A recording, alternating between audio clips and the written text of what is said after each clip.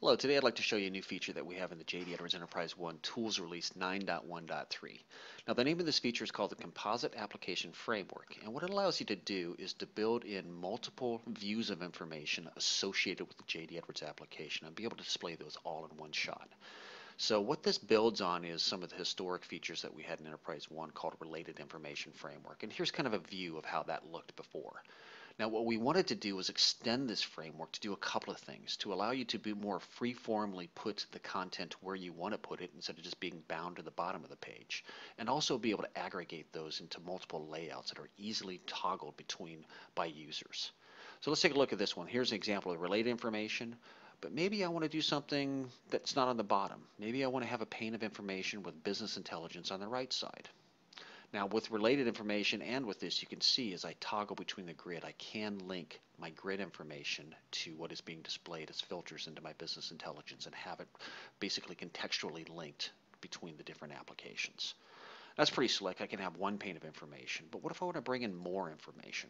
Here's an example of maybe I'm an accounts payable person working through a list of customers, and I want additional information. So you can see here I'm bringing in things from a map that shows me the list of the customer's address. I'm bringing in some DSO monthly trend information related to how my organization's running, and then I'm also bringing in some invoice transactional detail, once again associated with the customer. So you see as I toggle between these, that information will dynamically change. One more example, let me show you some accounts payable information. Much like the previous one, you can see that I have a lot of grid information related to my business intelligence that's dynamically coming in and displaying in the application. So very easy to show the information, very easy to hide and show different values. Maybe I didn't want to see the payable snapshot on the side all the time, but I can hide it on the side or go ahead and bring it over. So that's a quick runtime view of how this works.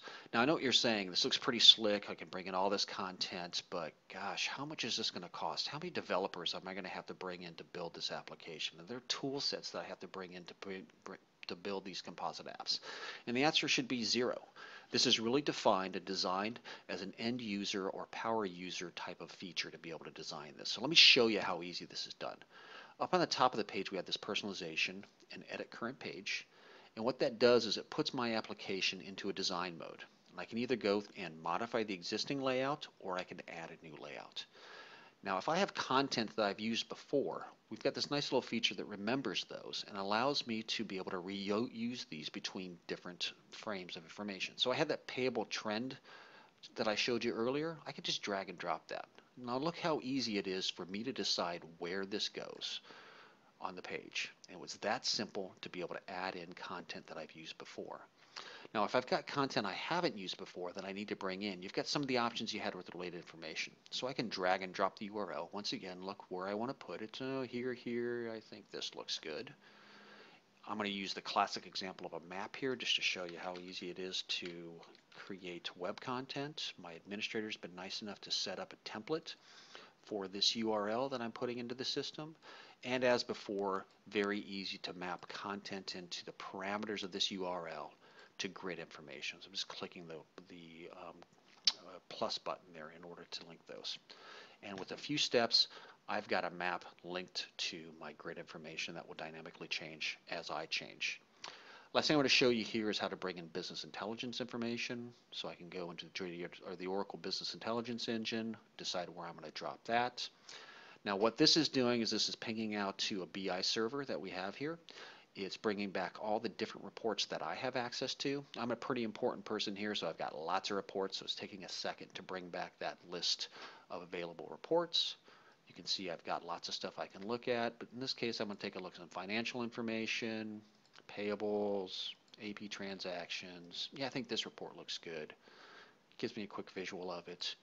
And like you can for the business intelligence, I can go ahead and change the filter information here to be associated with the grid. Save that, and with a few steps, you can see how I've created a composite application on the fly.